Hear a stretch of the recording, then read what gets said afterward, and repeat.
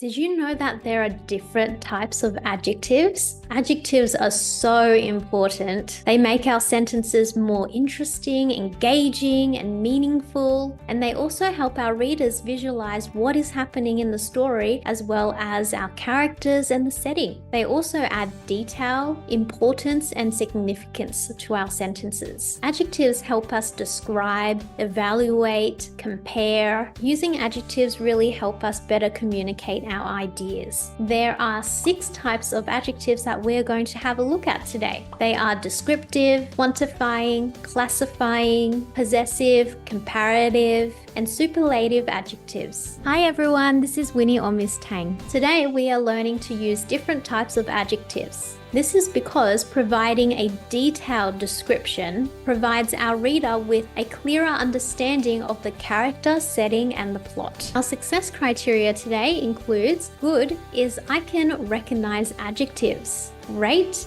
is I can write an example of descriptive adjectives. Amazing is I can identify different types of adjectives. I can write an example of different types of adjectives. And fabulous is I can explain the difference, and I can teach someone else how to write an example of different types of adjectives. Adjectives describe a noun or a pronoun, and we know that they provide a description. That's why one type of adjective is the descriptive adjective. This is where we describe the size, the color, the shape, the texture, the taste, the sound, emotions and feelings. This is an example from a narrative that I have written called Amber and the Browbeating Bully, and this is actually a prequel to the book that my friend and I are writing. Here is an example of what a descriptive adjective looks like. Rufus had curly auburn hair. So hair is the noun that we are adding onto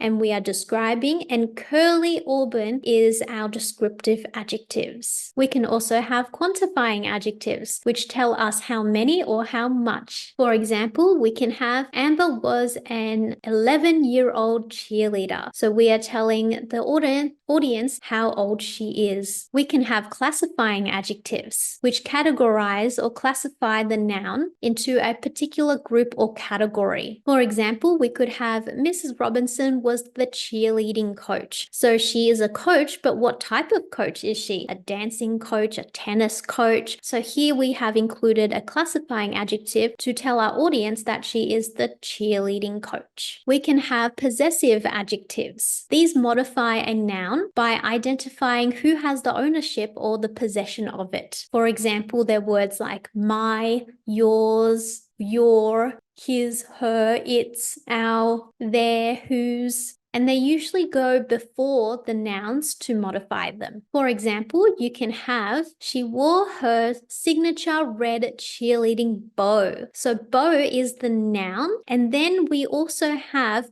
her. So it's her bow. So her is the possessive adjective because we're telling the audience who owns this bow. And then not only that, we also have a descriptive and a classifying adjective in there. So I have included signature red because signature red as in this is the kind of color that she usually wears. So it's describing the color. And then we have a classifying adjective, which is cheerleading bow. It's not just any kind of hair bow, but it's a specific one for cheerleading. The next type of adjective we have is the comparative adjective. This is where we compare two and only two things. Some examples would be she is older than him, or he is more serious than her. So you're comparing two things. And you can also have the suffix er at the end of the words. For example, faster, smaller. You can also have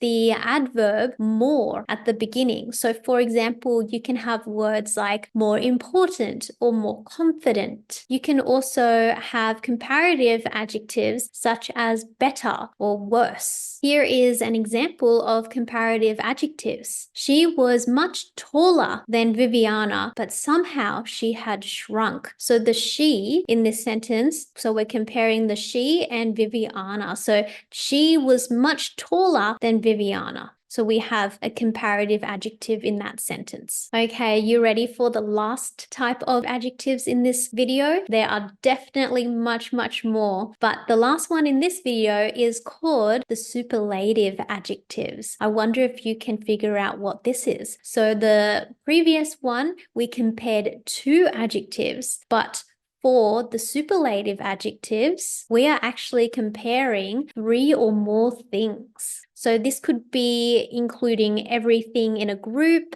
and we can have words that end with the suffix est or the adverb most. For example, most powerful. Here is an example of superlative adjectives. So in this sentence, we have, "It will be the best day ever," squeaked Cindy, the youngest cheerleader on the team. So we have youngest as the superlative adjective because we are comparing her to the rest of or everyone else on the cheerleading team. Compared to everyone else on the cheerleading team, she is the youngest. So we have given the audience more information on who she is and how old she is. Okay, now it's your turn. Do you remember all the different types of adjectives that we have spoken about in this video? Can you find all of the different types of adjectives in the book that you are reading? And can you write your own sentences with different types of adjectives? Here is my grammar and punctuation playlist right here.